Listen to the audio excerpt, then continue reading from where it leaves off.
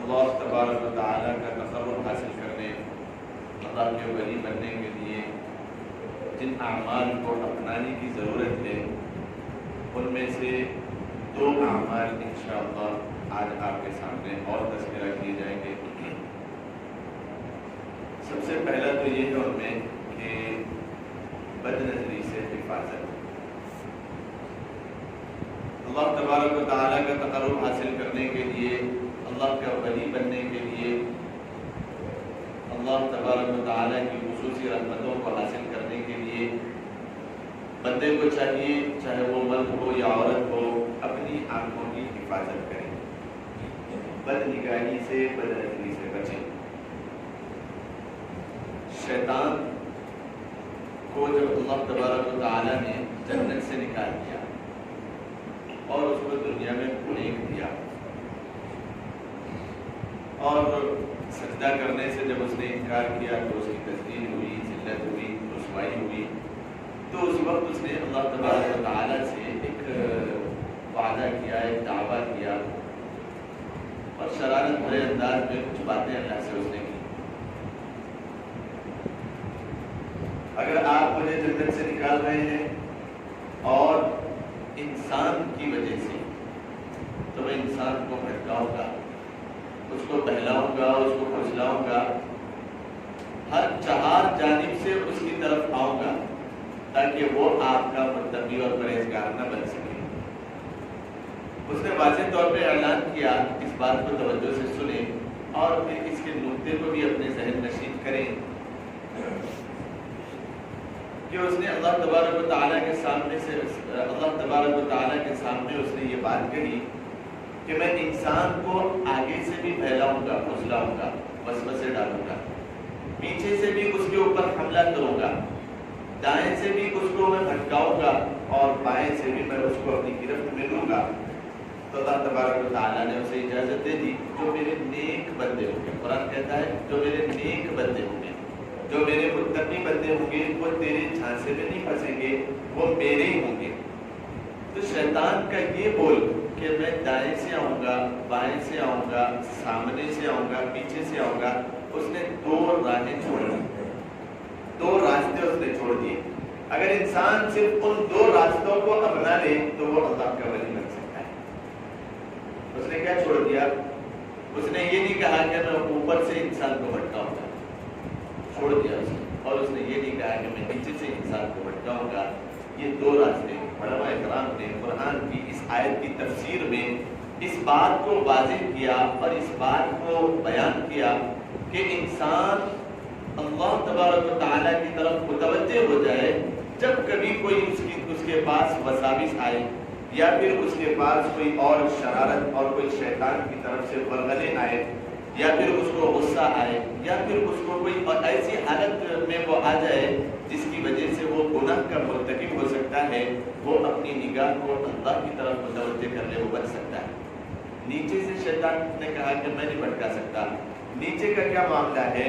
جب کبھی کوئی غیر محرم کی تصویر اس کے سامنے آ جائے، جب کوئی غیر غلط تصویر اس کے سامنے آ جائے، صرف تصویر نہیں بلکہ کوئی خاتون مشرق بھی اس کے سامنے آ جائے، یا پھر کوئی فلم بینی کا موقع اس کو ہاتھ لگ جائے، تو انسان اپنی نگاہوں کو نیچی کر لے۔ بس یہ دوسرا راستہ ہے اللہ کے تقرب کو حاصل کرنے کا۔ لوگ سمجھتے ہیں کہ بدنظری تو بس چھوٹا سا ایک گناہ جس کا ارتکاب ہے، اس سے کیا بڑے فیصلے ہو سکتے ہیں۔ بدنظری کی نحوستوں کو اپنے ذہن نشین کر لیں۔ یہ چھوٹا سا گناہ نہیں ہے، بلکہ چنگاری کو اگر کوئی انسان چنگاری نہ سمجھے، اس کے تکمیل کو اگر غور کرے تو چنگاری ہی ایک ایسی چیز ہے جو سارے گھر کو بلکہ بستی کو جلا کے خاکستر کر سکتی ہے۔ تو یہ بدنظری ایک چنگاری کا کام کرتی ہے جو انسان کی دین کے اوپر چلنے اور اس کی دل کے تربیت اور اس انسان کے نیک راہوں پہ چلنے کو سارے کے سارے کو ختم کر سکتی ہے۔ ایک واقعہ سن لیں۔ مصر کی جامع مسجد، کتابوں میں لکھا ہوا ہے اور واقعی صحیح واقعہ ہے۔ مصر کی جامع مسجد کے مؤذن صاحب تھے۔ بدنظری کا وبال آپ سمجھیں، اس لپیٹ میں کوئی بھی آتا ہو تو پھر اس کا انجام کتنا برا ہوتا ہے۔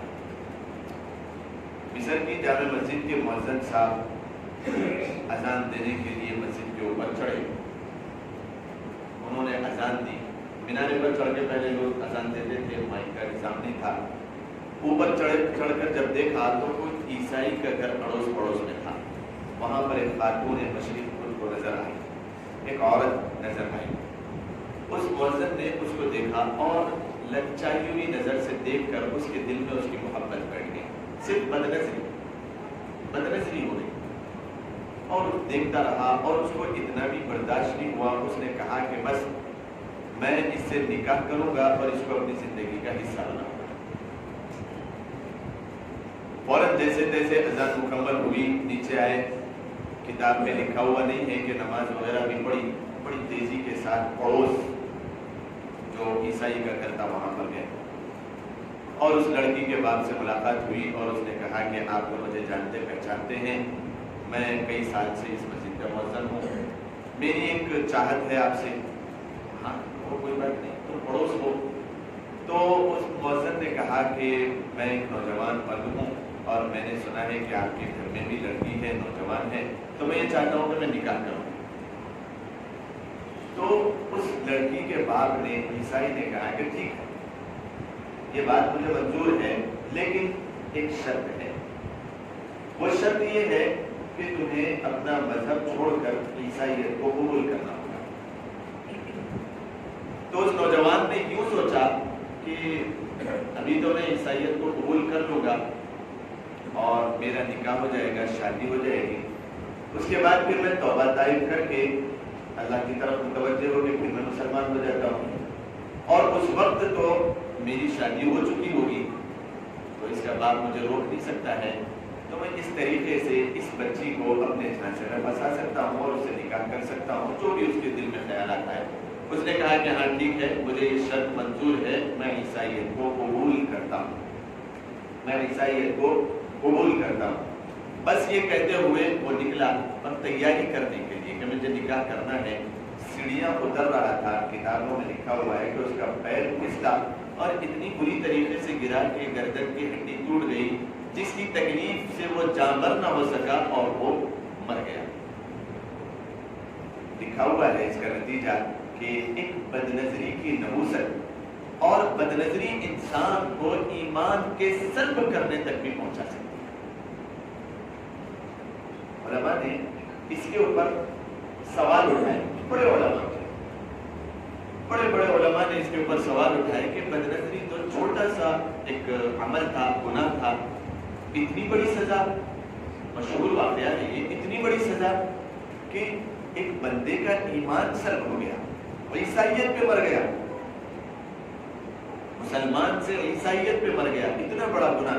تو علماء نے اس کا جواب دیا، انہوں نے کہا کہ اللہ تبارک و تعالی کے نزدیک یہ بہت سنگین گناہ اس طور پہ ہے کہ اللہ کے حبیب صلی اللہ علیہ وسلم کی وہ حدیث علماء نے سنائی اور اس کے جواب میں عرض کیا کہ اللہ کے رسول صلی اللہ علیہ وسلم نے ایک مرتبہ یہ ارشاد فرمایا کہ میں لوگوں میں سب سے زیادہ غیرت مند انسان ہوں اور اللہ تبارک و تعالیٰ مجھ سے بھی بہت زیادہ، کہیں زیادہ غیور ہے۔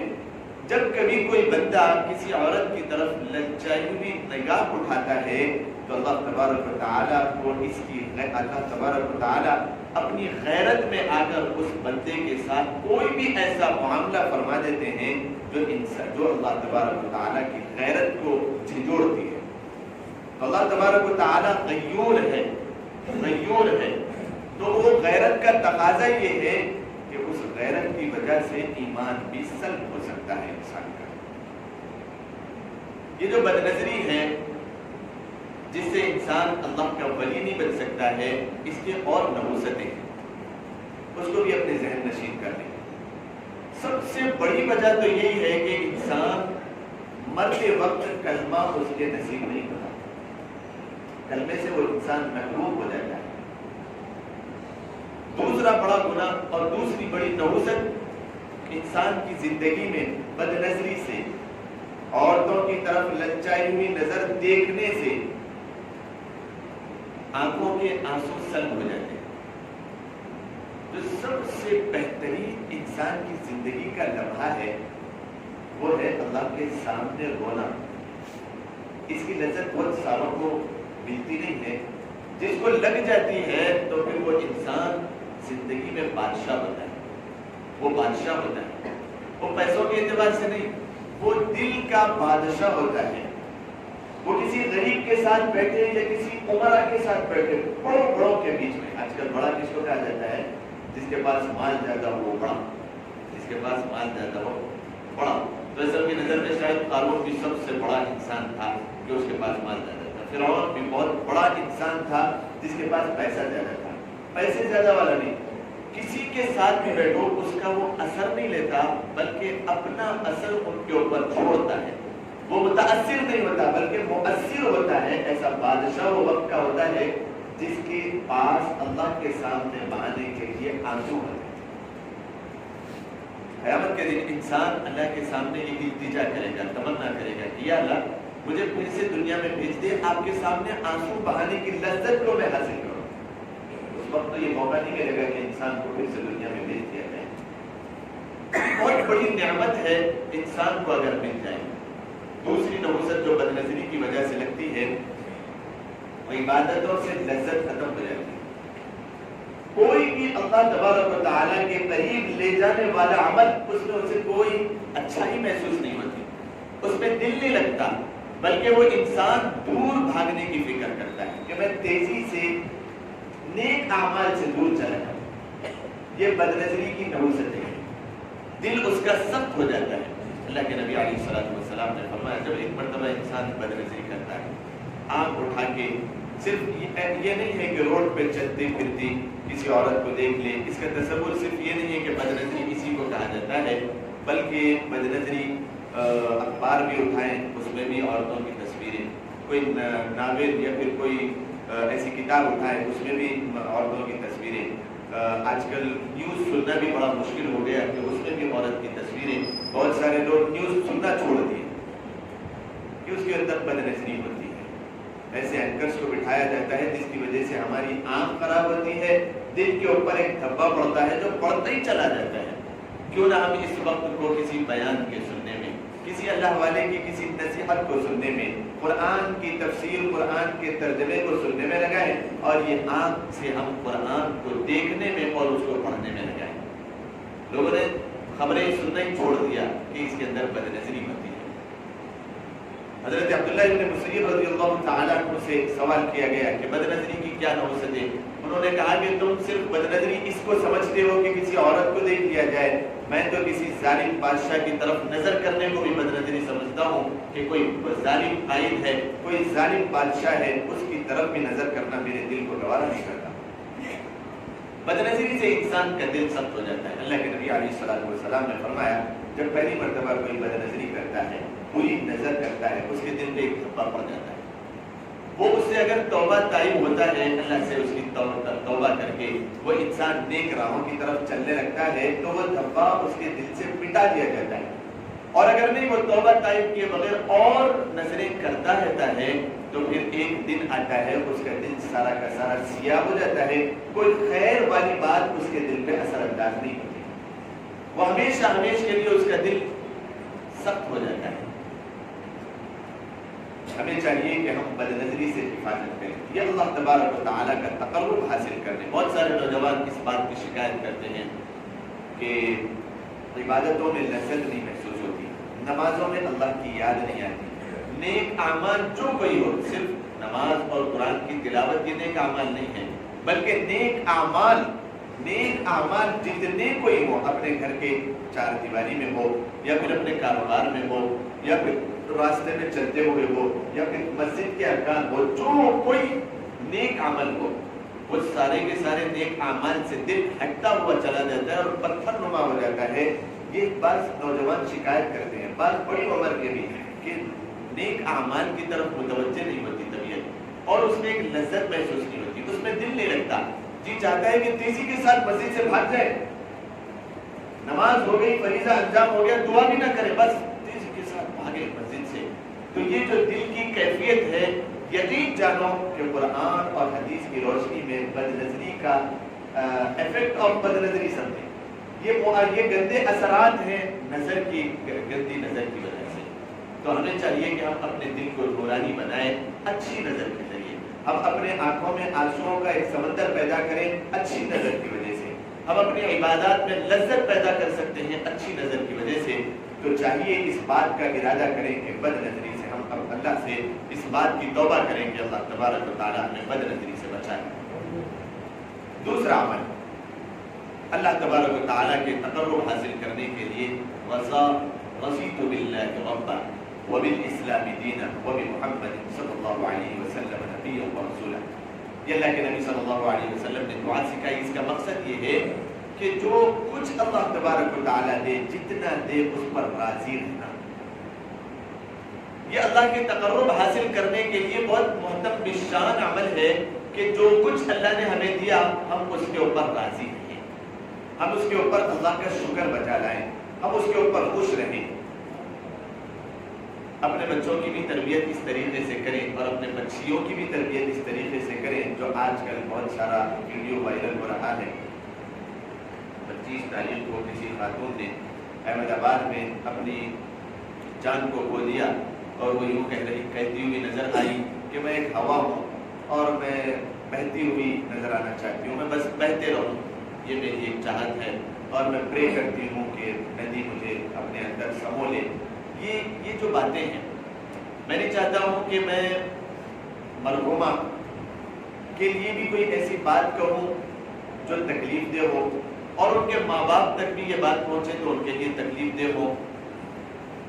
لیکن یہ بات پکی ہے کہ یہ الفاظ اس کی طرف سے نہیں، یہ کسی اور کی طرف سے بھی آتے تو میں یوں کہتا کہ یہ اپنی اولاد کی تربیت نہ کرنے کا نتیجہ ہے.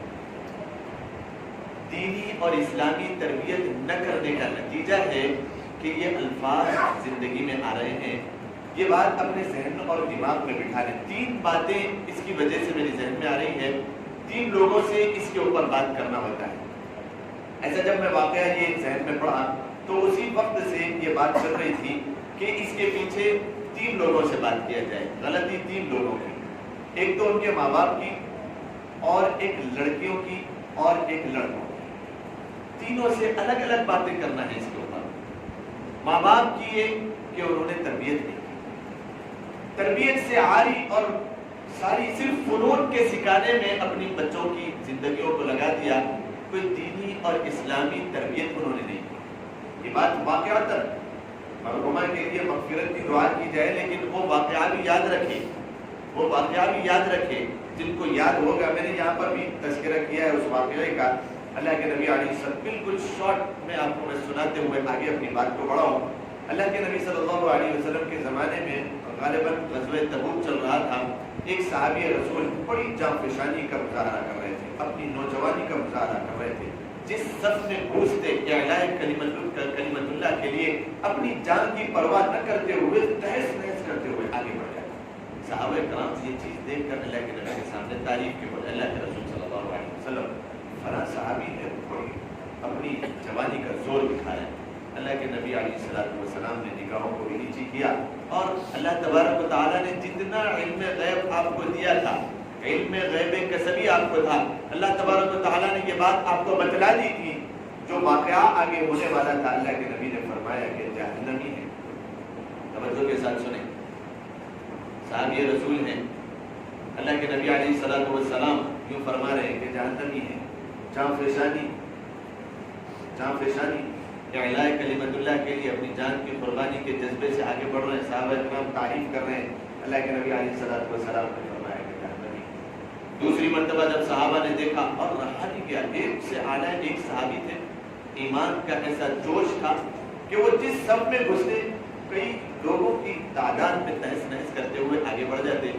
تو اللہ کے نبی کے پاس پھر تعریف کے بول آئے چند صحابہ اللہ کے رسول صلی اللہ علیہ وسلم فلاں صحابی ہے جو بڑی جانفشانی کا مظاہرہ کر رہے ہیں. اللہ کے نبی نے فرمایا افسوس ہے جہنمی.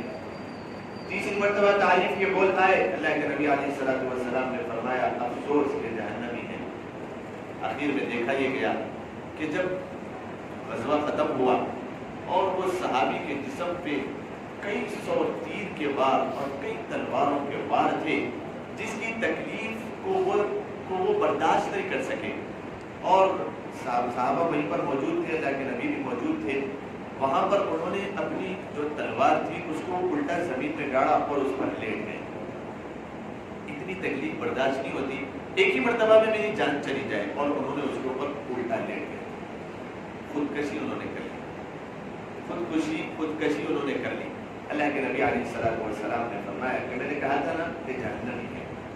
آپ اس واقعے سے بہت سارے سبق لے سکتے ہیں. اس واقعے کے ساتھ کسی کو بیچارہ اور کسی کو بیچاری کہنے سے پہلے سوچیں، اور وقت اس بات کا تقاضا ہے، ان واقعات سے ایک سیکھ یہ ملتی ہے کہ اپنی بچیوں کی تربیت کریں، اپنے بچوں کی دینی اور اسلامی تربیت کریں. وہ کیسے ہو سکتی ہے؟ باتیں تو 3 لوگوں سے کرنا تھا الگ الگ، لیکن وقت اس بات کی اجازت نہیں دے رہا ہے. کرنا کیا ہے؟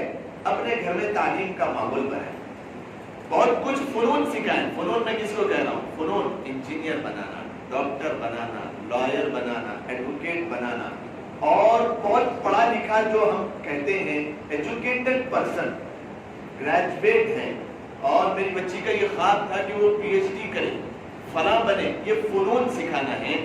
یہ اپنی تئی دنیا کمانے کے لیے یا پھر دنیا برتنے کے لیے سکھائیں، لیکن ضرورت اس بات کی ہے ایسے مواقع ہماری زندگی میں نہیں آنے کے لیے ہمیں کیا کرنا ہے؟ اس واقعے سے سبق لیتے ہوئے اپنے بچوں کی تربیت کرنا ہے. یہ تو بہت پرانا جملہ ہو گیا کہ اپنے بچوں کی تربیت کرنا ہے. شروع کہاں سے کرنا ہے؟ مولانا آپ کے سامنے یہ بھی بتائیں گے انشاءاللہ کہ شروع کہاں سے کرنا ہے اپنے بچوں کی تربیت. وقت ہی نہیں ہے کہ کیا تربیت کریں. الحمدللہ اس ہفتے میں جب سے یہ واقعہ پیش آیا، اللہ کے فضل و کرم سے کچھ کتابیں میں یہ آپ کے سامنے صرف تشویق سنا رہا ہوں. یہ میری اپنی بڑائی نہیں ہے. میں نے کئی نوجوان بچیاں جن کے گھروں میں ہیں ان کے ماں باپ کو کچھ کتابیں دی کہ یہ جب تک کتابیں نہ پڑھا دیں ان کی شادی نہ کریں، گھروں میں اس کا ماحول بنائیں. اگر نہ آتا ہو اردو پڑھنا، جتنی مظلوم ہے اردو زبان کے، اردو پڑھنا نہ آتا ہو، اور رومن میں بھی وہ کتابیں لائیں.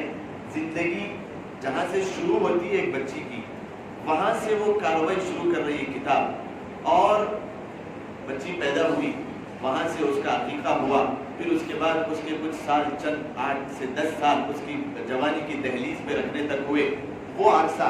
اس کے بعد پھر اس کی جوانی کے حالات 10 سال 12 سال سے لے کر 18 سے 20 سال وہاں تک اس کی شادی ہوئی.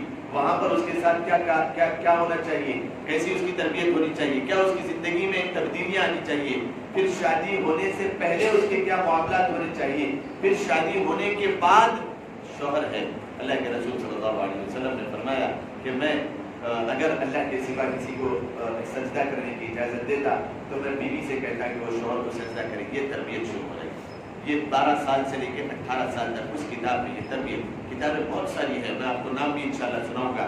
یہ شروعات کرنا ہے اپنی بچیوں کی تربیت، اپنے بچوں کی تربیت. یہاں سے پھر شادی ہو گئی، شوہر کی کیا حقوق ہیں، شوہر کے اوپر بیوی کے کیا حقوق ہیں، بیوی کے اوپر شوہر کے کیا حقوق ہیں. جب وہ سسرالی خاندان میں آئے تو یہ نند کیا چیز ہے، اور یہ ساس کیا چیز ہے، یہ سسر کیا ہے، ان کے کیا حقوق بہو کے اوپر آتے ہیں، اور بہو کے اوپر ساس سسر کے کیا حقوق آتے ہیں. یہ ساری چیزیں کھل کے کھل کے مائیں بھی بات کریں اپنی بچیوں سے، اور باپ بھی اپنے بچوں سے بات کریں. صرف اندھا دھن اندھی زندگی میں دنیا میں زندگی گزار رہے ہیں. جب یہ واقعات آتے ہیں افسوس صد افسوس، انگلی لے کے منہ میں بیٹھے ہوئے کہ کیا کیا جائے. بیچاری کا ایسا ہو گیا، بیچاری کا. ایک سیکھ لیں ایسے واقعات سے اور اپنی زندگی میں کچھ تبدیلیاں پیدا کریں. نوجوانوں سے بات یہ کرنا تھا کہ نوجوان صرف اور صرف ایک رومانٹک زندگی کو اپنی زندگی کا مقصد سمجھ رہے ہیں. صرف اور صرف ان کی اسٹیٹس پہ دیکھا جائے تو گانے بجانے اور بے حیائی فحاشی کے سوا کوئی اور چیز نظر نہیں آتی. بجز کچھ نوجوانوں کے اور بڑی عمر کے بھی ہو گئے، ان کے اسٹیٹس کو چیک کیا جائے، ان کی زندگی کا نچوڑ لب لباب اور moral of the story, moral of life, ان کا کوالٹی آف لائف اگر دیکھا جائے تو صرف اور صرف نوجوان تو اس میں لگے ہوئے ہیں کہ کچھ رومانس والی زندگی گزار لیں. بس زندگی کا مقصد ہی اسی کے پیچھے ذہن بھی خراب، دل بھی خراب، جسم کا سارا عضو خراب ہے. بس لگے ہوئے ہیں کہ میں یہ مشن پار کروں. میں کچھ حاصل کر لوں، کچھ نہیں بلکہ جسمانی خواہشات کو حاصل کر لوں، یہی لگا ہوا ہے پیچھے، اور کچھ بھی نہیں ہے۔ نہ باپ نے اس کی تربیت کی اور نہ ماں نے اپنی بچیوں کی تربیت کی، بس وہ ایجوکیشن میں اس کو ڈال دیا، بس اسی میں لگے ہوئے ہیں۔ ایسا نہیں ہے کہ گناہ انسان سے نہیں ہوتے ہیں، لیکن جبرائیل علیہ السلام یہاں تک بھی آئے تھے، میں دعوت اس بات کی نہیں دے رہا ہوں کہ انسان ابھی فرشتہ بن جائے گا، میرا بیان سنتے ہی وہ فرشتہ بن گیا، میرا بیان سنتے ہی وہ فرشتہ بن گیا، یہ نہیں ہے۔ جبرائیل علیہ السلام آئے تھے اللہ کے نبی علیہ السلام کے پاس، انہوں نے یہ بات بتائی کہ اللہ کے حبیب صلی اللہ علیہ وسلم اگر آپ کا امتی گناہ نہیں کرے گا اور پھر وہ اللہ سے توبہ کر کے اپنی محبت کو، اللہ سے رشتے کو قائم نہیں کرے گا، مضبوط نہیں کرے گا، تو اللہ تبارک و تعالیٰ آپ کی امت کو درکنار کر دیں گے، سائڈ پہ کر دیں گے۔ اللہ تبارک و تعالیٰ ایک نئی قوم پیدا کریں گے، وہ کیا کریں گے؟ ان سے گناہ سرزد ہوگا، وہ گناہ کریں گے نہیں، ان سے گناہ سرزد ہوگا، ایسی قوم ہوگی گناہ سرزد ہوگا، فوراً اسی لمحے وہ توبہ کریں گے، اللہ کی طرف متوجہ ہوں گے، اللہ سے محبت کا اظہار کریں گے، اللہ ان سے محبت کرے گا، وہ اللہ سے محبت کریں گے۔ اللہ کا منشا یہی ہے انسان کو پیدا کرنے کے۔ ایک بندہ ہے جس سے گناہ سرزد نہیں ہوتا، واضح طور پہ سن لیں، جس سے گناہ سرزد کرنے کی دعوت نہیں ہے، جس سے گناہ سرزد نہیں ہوتا اور وہ بس زندگی گزار رہا ہے، اور ایک بندہ ہے جس سے گناہ سرزد ہوتا ہے اور وہ اللہ سے توبہ کرتا ہے، اللہ کے سامنے روتا ہوتا ہے۔ تو یہ جس سے گناہ سرزد نہیں ہوتا، اس سے زیادہ مقرب اللہ کا بندہ، جس کو اللہ پسند کرتے ہیں، یہ وہ بندہ ہے جس سے گناہ ہو جاتا ہے۔ لیکن یہ کب ہوتا ہے؟ جب اسلامی تربیت ہو، دینی ماحول ہو، گھر میں کچھ معلوم ہو ایمان اور اسلام اور دین کے متعلق، تو وہ فوراً اللہ تبارک و تعالیٰ بعض مرتبہ انسان کو مصیبت سے دوچار کرتے ہیں، بعض مرتبہ آزمائشوں سے وہ دوچار ہوتا ہے۔ اب مصیبت کیا چیز ہے؟ یہ بھی ایک المیہ ہے کہ انسان اس بات کو بھی نہیں سمجھ سکتا کہ مصیبت کس چیز کا نام ہے اور آزمائش کس کو کہتے ہیں۔ یہ بھی ایک لمبی چوڑی تفصیل ہے کہ انسان کو اللہ کی طرف متوجہ کرنے کے لیے اللہ تبارک و تعالیٰ اس کی زندگی میں کچھ مصیبتیں لاتے ہیں، کچھ تنگدستیاں لاتے ہیں، اس کو کہا جاتا ہے آزمائش۔ اور انسان کے گناہوں کی وجہ سے انسان کچھ مصیبتوں میں پھنستا ہے، کچھ تکلیفوں میں پھنستا ہے، اس کو کہا جاتا ہے مصیبت۔ یہ ایک پہچان۔ اب یہ کیسے پتا چلے گا کہ یہ اللہ کی طرف سے آئی یا انسان کی گناہوں کی نوسط کی وجہ سے آئی؟ اس کو بھی واضح کر دیتا ہوں۔ علماء کرام نے اس بات کو بھی واضح کیا، جو تکلیف، جو مصیبت انسان کے اوپر آئی، وہ انسان کو اللہ کی طرف کھینچ کر لے جا رہی ہے۔ وہ رو رہا ہے اس کی وجہ سے، گڑ گڑا رہا ہے اور اللہ کی طرف متوجہ ہو رہا ہے، اور اس کی وجہ سے اس کے آنکھوں سے آنسو نکل رہے ہیں، دل اس کا نادم ہو رہا ہے، شرمندہ ہو رہا ہے، تو یقین مانو یہ اللہ کی طرف سے، یہ اللہ کی طرف سے مصیبت آئی۔ اللہ تبارک و تعالیٰ قادر ہے اس بات کے اوپر، اللہ کے علم کی وجہ سے آئی، اللہ کی قدرت کی وجہ سے آئی، اللہ کے ارادے کی وجہ سے آئی۔ اللہ نے جان بوجھ کر اس کے ساتھ یہ کیا تاکہ وہ اللہ کی طرف متوجہ ہو۔ یہ آزمائش ہے، یہ آزمائش ہے۔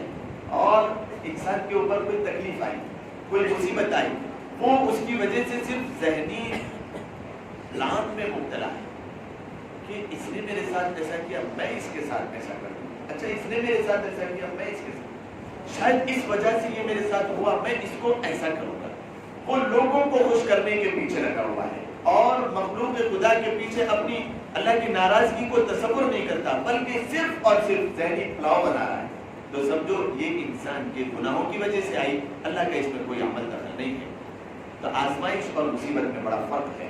تو یہ تین باتیں انشاءاللہ جو اس واقعے کی بنا پر، ایک ہوا ایک ایسا لگتا ہے کہ ایک ٹرینڈ چلا ہوا ہے، ایک کا واقعہ ہوا پھر دوسری کا، پھر ایک تیسری کا واقعہ آیا۔ یہ وجہ یہی ہے۔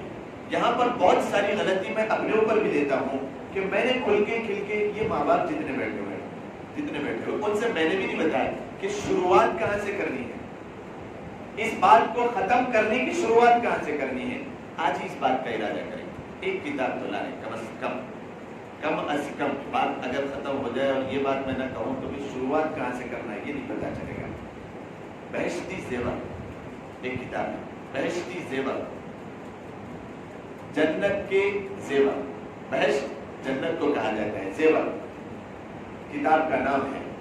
بہشتی زیور کتاب گھر پہ لے کر آئے، جس کو اردو نہیں آتی ہے وہ رومن انگلش میں لائے، اور جو انگلش میں بڑے پرفیکٹ ہے وہ انگلش میں لے کر آئے۔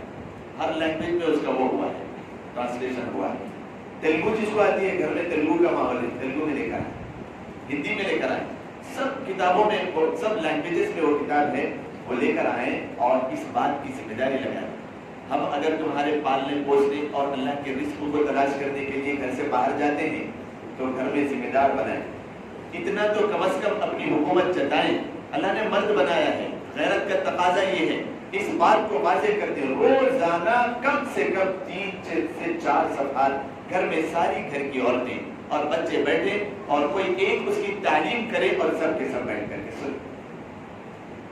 بچی جہاں سے پیدا ہو رہی ہے، میں آپ کو بتا دوں، بچی جہاں سے پیدا ہو رہی ہے اس کے مرنے تک کے سارے دین کی باتیں اس کے اندر آ رہی ہیں، یہاں تک کہ کچھ فنون بچیوں کو سکھانے چاہیے جس کی وجہ سے وہ شادی کے بعد ان کی وجہ سے بھی وہ معاشی حالات میں تنگدست نہ ہو، پریشان نہ ہو، وہ بھی چیزیں اس کے اندر سکھائی گئی۔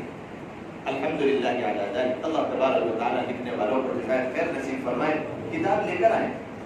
اور ایک کتاب ہے دین کی باتیں، اتنی محترم شان کتاب ہے، جب بچوں کے دلوں میں، بچیوں کے دلوں میں یہ بات آئے گی، اللہ کی اہمیت آئی اور دین اور اسلام آیا۔ دین اور اسلام اس بات کا نام نہیں ہے کہ دین اور اسلام ایک بچہ ہے یا پھر ایک مسلمان ہے تو بھی پہن لیے، کرتا پیجامہ پہن لیے، بس ایک مسلمان نظر آ رہے ہیں۔ صرف اسلام اس بات کا نام نہیں ہے۔ بچیاں یہ سمجھ رہی ہیں کہ صرف اسلام اس بات کا نام ہے کہ برقع پہن لیے اور بس اپنی منمانی، نہ دل میں کوئی اللہ کی توقیر ہے، نہ اللہ کے رسول علیہ الصلوۃ والسلام، نہ انہوں نے کبھی کسی کامیاب عورت، اسلام کی کوئی کامیاب عورت کی ہسٹری انہوں نے نہیں پڑھی کہ کامیاب عورت دین اور اسلام کی کیسی ہوتی ہے، ان کو کچھ نہیں معلوم ہے۔ بس وہ ایک برقع پہننے کو، برقع پہننا مطلب شان عمل ہے، ایک اسلام کے اراکین میں سے ہے، پردہ کرنا ہے۔ لیکن میں اس کو بتا رہا ہوں کہ آج کل صرف یہ ماحول بنا ہوا ہے، صرف ٹوپی اور برقع اور کرتا پیجامے کو اسلام کا سمجھ لیا گیا، باقی ساری کی ساری اسلام کی باتوں کو درکنار رکھ کے پھر یہ واقعات رونما ہوتے ہیں۔ تو التجا اس بات کی ہے، بڑے دل کے درد کے ساتھ اور دل کے کونے سے یہ بات آپ کے سامنے ہے، اس بات کو قبول کریں۔ آج ہی سے اس بات کو جو ہے نا اپنے گھروں میں اس کی تعلیم دیں۔ کچھ کتابیں اپنے علماء کرام سے جس کا تعلق ہے ان سے پوچھیں کہ کون سی کتابیں ایسی ہیں جو ہم گھر میں، حیا اور پاک دامنی ایک کتاب ہے پیر ذوالفقار نقشبندی کی، اور یہ اگر کتاب پڑھا دی جائے جو نوجوانی کی دہلیز پہ بچی قدم رکھتی ہے، وہاں سے لے کر اس کا نکاح اور اس کے بعد سے مرتے دم تک کی زندگی میں اس کو کس سمجھداری سے اور کس ہوشیاری سے کس کے ساتھ کیا بیہیو کرنا ہے، اس کا کیا پلان ہونا چاہیے، اس کا کیا منشا ہونا چاہیے، اگر مخالف صرف ہوائیں اس کی طرف چل رہی ہے جو اس کو پھیر کر دوسری طرف لے جائے گی تو اس میں اس کو کیسے ڈیل کرنا ہے، یہ ساری چیزیں کھل کے کھل کے علماء کرام نے اس میں لکھ دی ہے۔ یہ کتاب ہر بچی کو پڑھنا فرض ہے، میں تو یہ کہتا ہوں۔ قرآن ان کو پڑھا دیا، صرف ناظرہ ترجمہ پڑھنے کے بھی وہ نہیں ہے، کسی عالم دین کو اپنے گھر میں نہیں بلایا کہ ان کو ترجمہ پڑھایا، اور بچیاں بھی بڑی ہو گئی، مناسب بھی نہیں ہے کہ بلایا جائے۔ نوجوان اس بات کی تعلیم بالغان کا ایک یہاں پر جو ہے نا درس ہونا چاہیے کہ بڑے لوگ بھی اس کے اندر آ کے سیکھ رہے ہوں۔ یہ ماحول جب بنے گا انشاءاللہ العزیز، جو آج پھٹکار اور جو آج لوگوں کی طرف سے جو ہے نا بری نظر ہماری طرف اور جو ہے نا ہم جو مارے ہوئے پھر رہے ہیں، انشاءاللہ العزیز ایمان اور اسلام اور دین اتنا لاوارث ہم کو نہیں چھوڑتا کہ ہم ایسی زندگی گزاریں اور پھر کسی کو بیچارہ اور کسی کو بیچاری کہیں۔ یہ تربیت انشاءاللہ العزیز آج سے ہم اپنے گھروں میں شروع کریں، آج سے ہم اپنے گھروں میں اس تربیت کے ماحول کو شروع کریں۔ اللہ تبارک و تعالیٰ مجھے بھی اور ہم سب کو اس کے اوپر عمل کرنے کی توفیق مرحمت فرمائے۔ وآخر دعوانا الحمدللہ۔